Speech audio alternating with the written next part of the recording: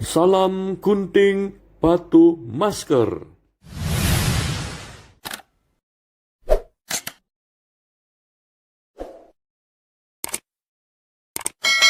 Keluarga-keluarga Indonesia, mari belajar bersama keluarga masker. Ya, materi kali ini saya akan share screen dulu, ambil dari websitenya keluargaindonesia.id. Ya, ini keluargaindonesia.id. Judulnya bagus sekali, mempererat ikatan keluarga dari meja makan. Ya, kita akan coba membaca bersama. Mempererat ikatan keluarga dari meja makan ini apa sih artinya, gitu ya? Apa artinya? Jadi kita lihat bahwa ada satu kerinduan di artikel ini, ada yang dipererat.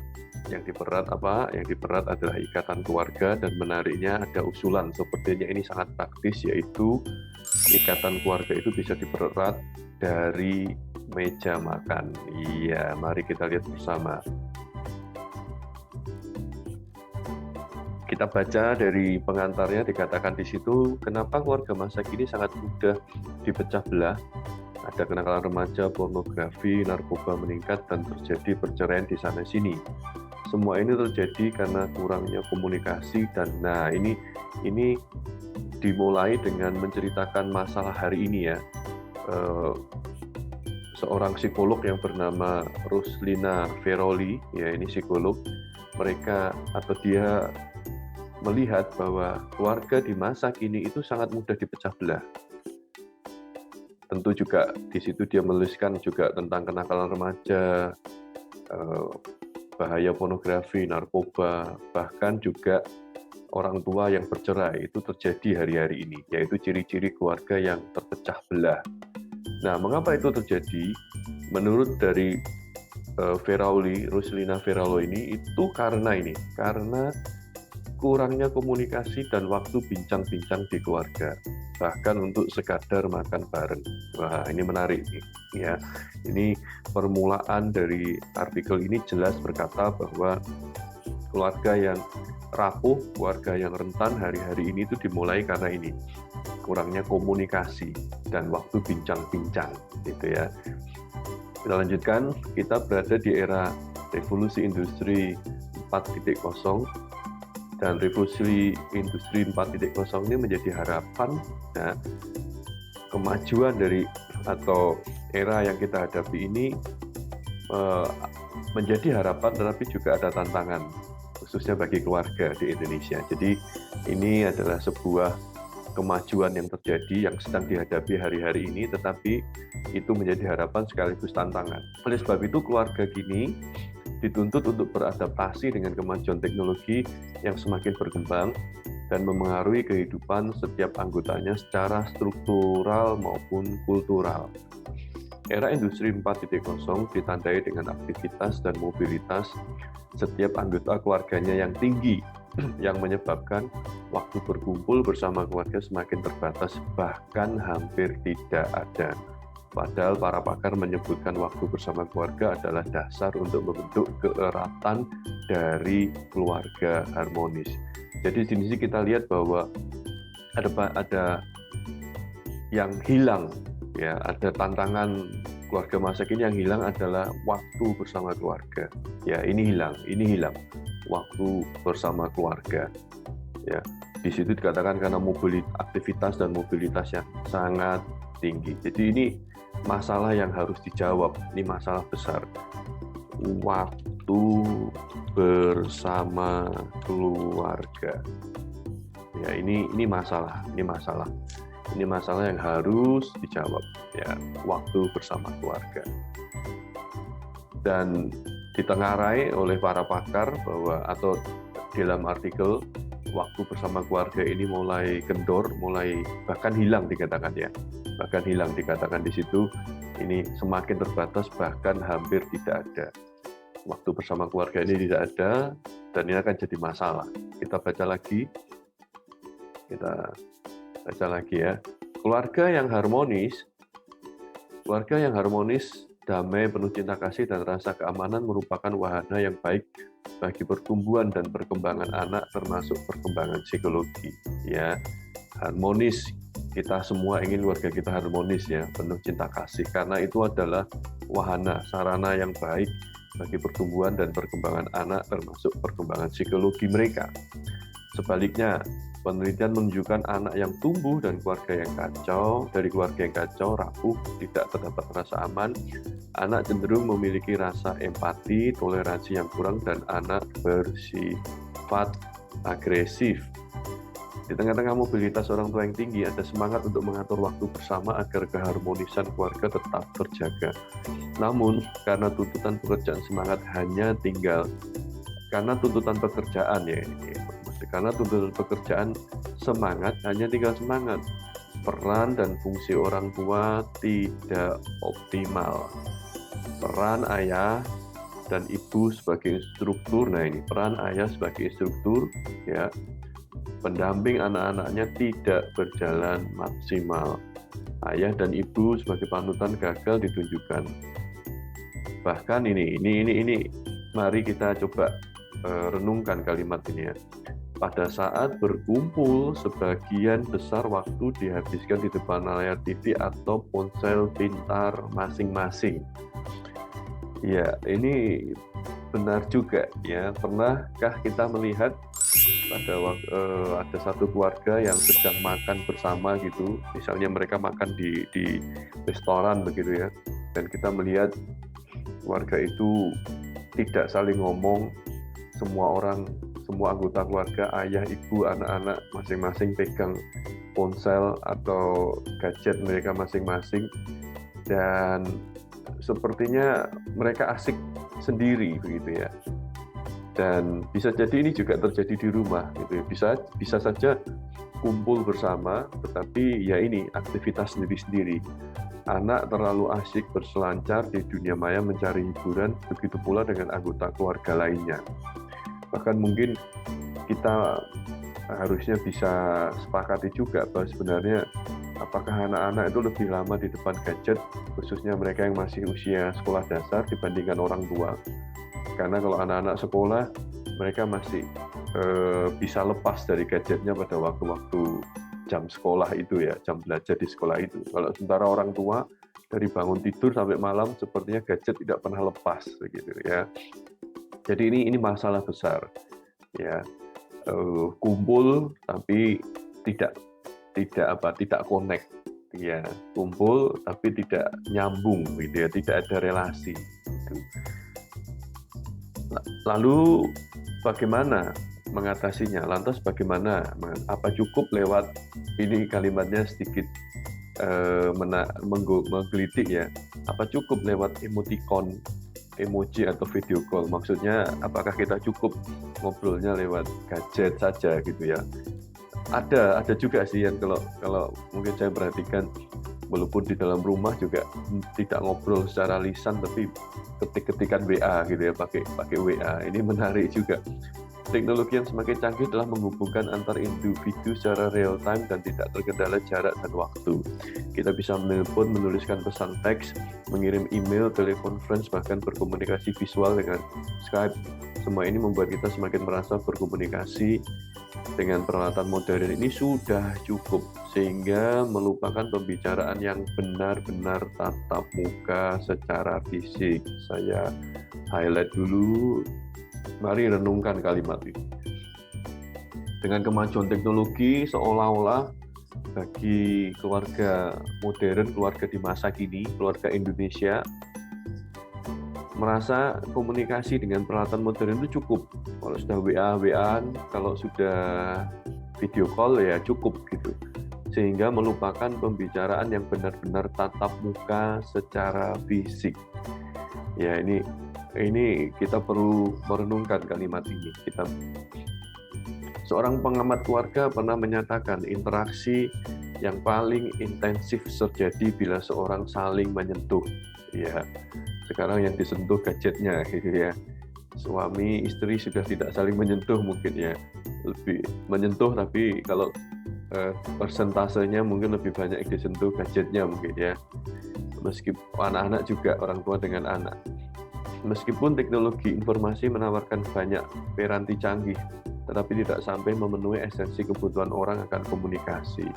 Ya, komunikasi yang dimaksudkan itu adalah adanya sentuhan, ya, adanya sentuhan fisik, ya.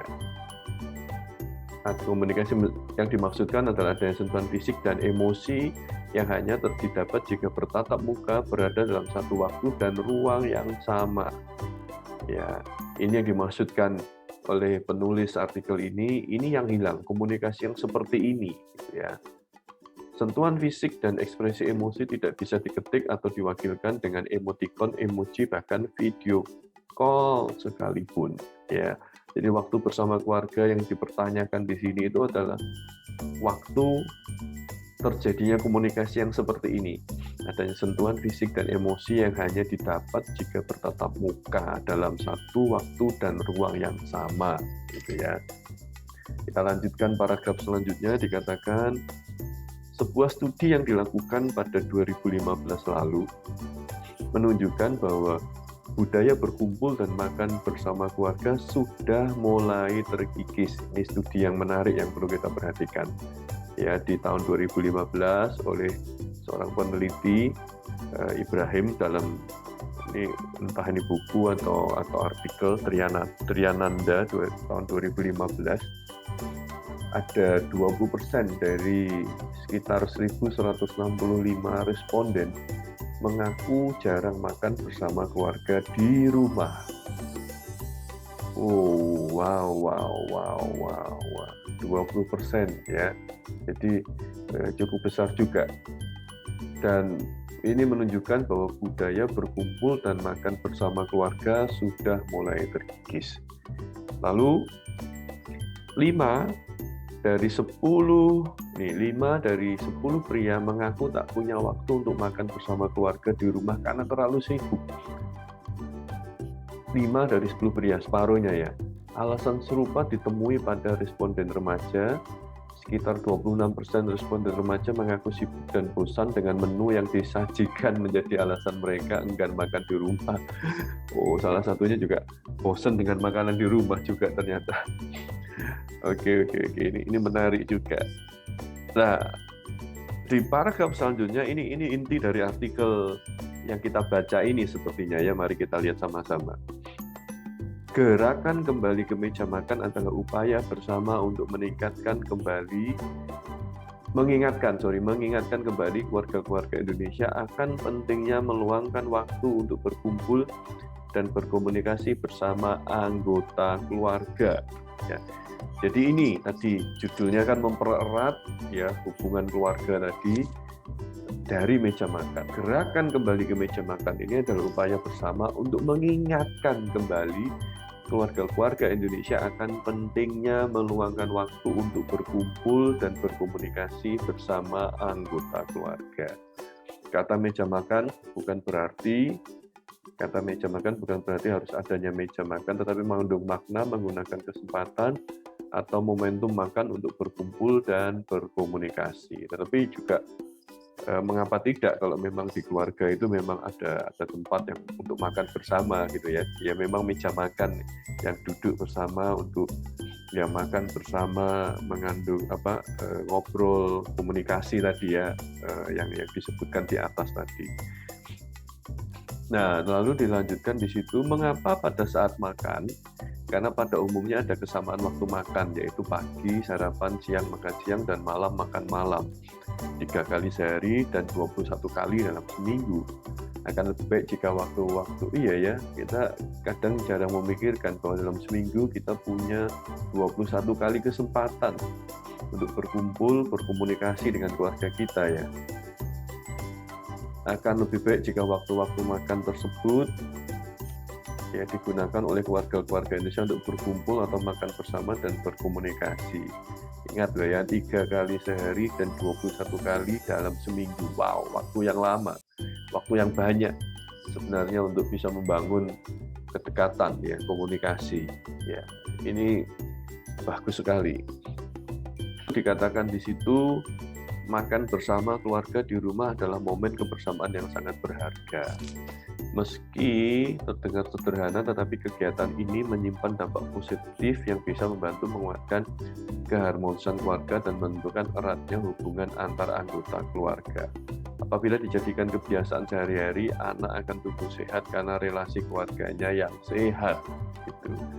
Ya, ini tadi adalah ide utama dari artikel ini, yaitu gerakan kembali ke meja makan, ya, atau lebih spesifiknya adalah mengajak keluarga Indonesia untuk punya waktu.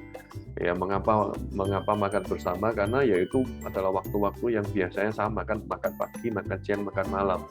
Dan harus diperhatikan bahwa 3 kali sehari dan 21 kali dalam seminggu adalah waktu yang banyak. Kalau itu betul-betul di set up, kalau waktu itu digunakan untuk berkomunikasi, menjadi sarana, menjadi tempat atau waktu supaya keluarga itu bisa kumpul, tidak hanya kumpul secara fisik, tetapi menyatukan hati, menyatukan pikiran, menyatukan emosi, gitu ya, terjadi di situ, pasti itu akan menjadi atau membuat dampak yang sangat positif. Ya, itu idenya. Nah, dengan tersedianya segala macam fasilitas komunikasi, seseorang perlu sebuah strategi berkomunikasi. Kitalah yang perlu memilih dan menentukan waktu berkomunikasi.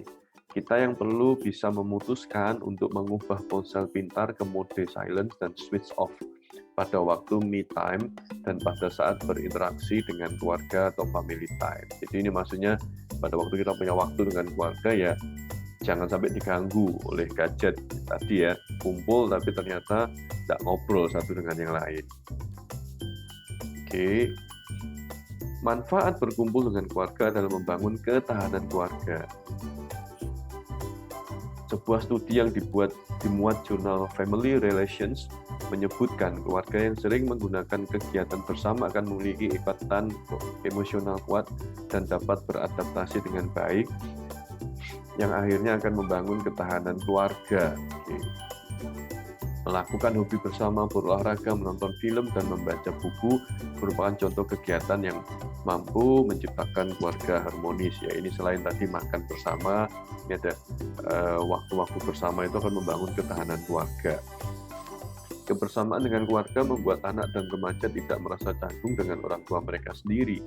Dengan sering melakukan kegiatan bersama, komunikasi yang terjalan akan lebih baik. Makan bersama dapat menjadi sarana dalam meningkatkan komunikasi antar anggota keluarga. Percakapan di meja makan dapat membangun hubungan yang baik di dalam keluarga dan menciptakan adanya keterbukaan. Orang tua dapat memberikan masukan maupun solusi kepada masalah yang tengah dihadapi anak-anak, maupun mengetahui aktivitas anak di luar rumah. Oke.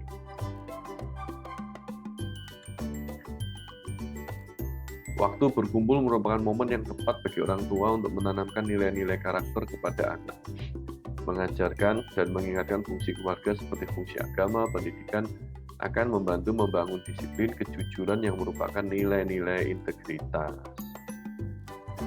Ini penting juga, ini sering beraktivitas bersama orang tua akan membuat anak merasa dihargai.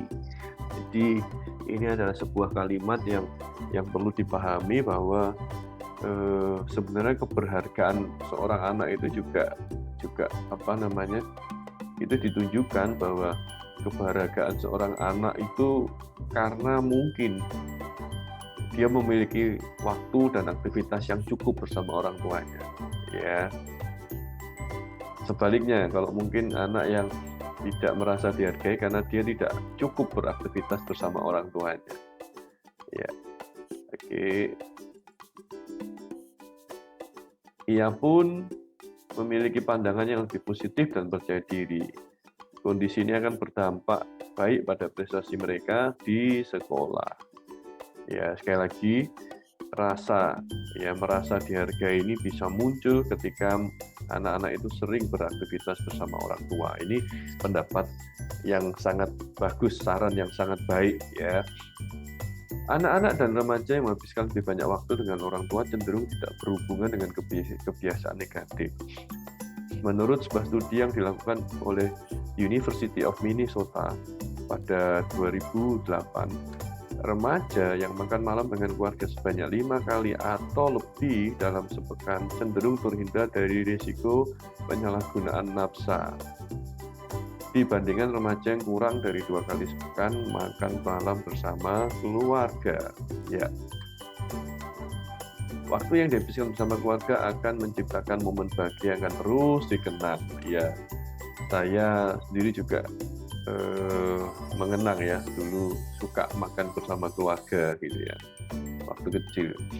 Anak yang tumbuh dalam keluarga bahagia cenderung bisa menciptakan lingkungan penuh kasih yang sama untuk calon anak-anaknya kelak.